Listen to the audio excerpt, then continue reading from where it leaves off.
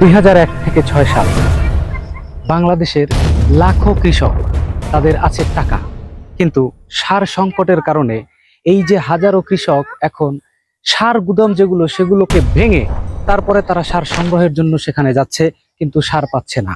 এই যে ব্যাপক বিশৃঙ্খলা, এই ব্যাপক বিশৃঙ্খলাটাকে সামনে রেখে দেশে ব্যাপক উত্তেজনা দেখা দিয়েছিল এবং সেই যে উশৃঙ্খলতা সেটাকে নিরাপত্তা দেওয়ার জন্য নিরাপত্তা বাহিনী সেখানে মোতায়েন করার পরেও মিলছিল না তখনকার সেই স্বস্তি। সেই সার সংকট ছিল 2001 থেকে 6।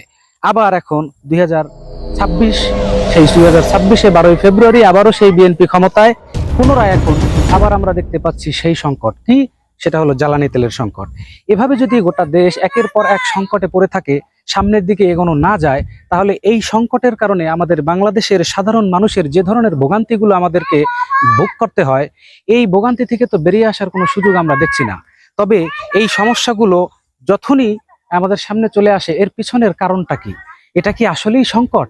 জ্বালানি তেলের সংকটটা কি আসলেই সংকট নাকি কৃত্রিম? সারের সংকট যখন ঘটেছিল 2001 থেকে 6, সেটা কি আসলেই সংকট নাকি কোনো উদ্দেশ্য প্রণোদিতভাবে কোনো চক্রান্ত করে কোনো ষড়যন্ত্রকারীরা এরকম করেছিল? বিষয়টা যেভাবেই দেখেন না কেন, যখন ক্ষমতায় আপনি থাকবেন তখন এই পুরো বিষয়টাকে আপনার নিয়ন্ত্রণে আনার দায়িত্ব এটাও একান্ত আপনার। আপনি শুধু সরকার হবেন, দেশের ক্ষমতার আসনে বসে থাকবেন, এখানেই আপনার কাজ শেষ নয়। এদেশের লক্ষ কোটি মানুষ, সকল মানুষের অভিভাবক কিন্তু আপনি।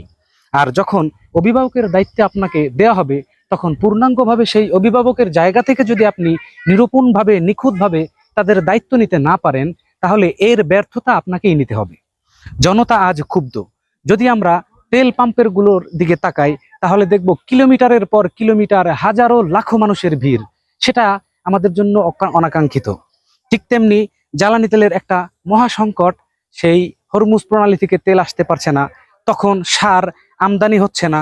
সার এদেশে আছে কিন্তু কৃষক পাচ্ছে না, আবার সার নেই। নানামুখী ষড়যন্ত্রের জালে জনসাধারণ চিরদিন চিরকাল কেন জানি কৃষকরা মরছে আর মরছে। এর সমাধান কোথায়? আমরা তো নিরূপণ একটা সমাধান চাই, যেই সমাধানের মধ্য দিয়ে কৃষক মাঠে সবুজ ফসল ফলাবে, আমরা স্বাচ্ছন্দ্যে সেই ফসলগুলো দ্রব্যমূল্য নিয়ন্ত্রণে থাকবে এবং স্বল্প মূল্যে কিনতে পারবো, যেখানে কৃষক বাঁচবে সাধারণ মানুষ, এবং আমরা স্বস্তি পাবো। গোটা দেশে বয়ে আনবে শান্তির একটা প্রভাব।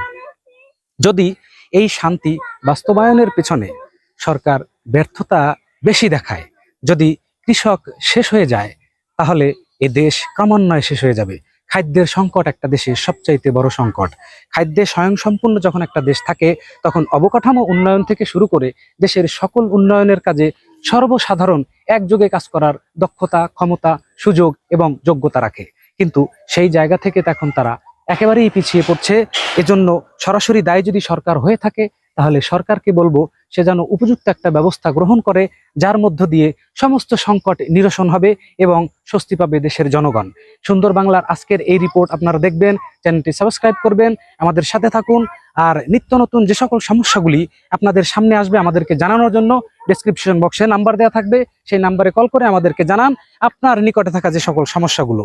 আসি, ইলিয়াস আমিন আপনাদের সাথে দেখা হবে পরবর্তী ভিডিওতে নতুন কোনো সমস্যা নিয়ে। ভালো থাকুন, আল্লাহ হাফেজ।